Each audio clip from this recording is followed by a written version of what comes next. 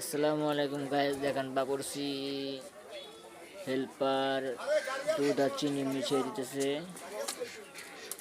যাকে বলা হয় ফেন্নি। বাবরসি রান্না বাড়া শেষ, আর কিছুক্ষণ পরে খাওয়া দাওয়া শুরু হবে। তার জন্য তারা দ্রুত রান্না বাড়ার কাজ শেষ করতে আছে।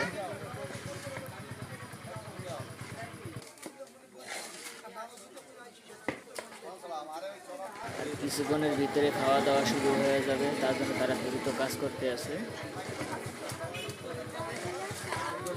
আর যদি ভালো লাগে ভিডিওটা একটু শেয়ার করে দেবেন, লাইক করে দেবেন, কমেন্ট করে দেবেন, পেজটা একটু ফলো করে দেবেন।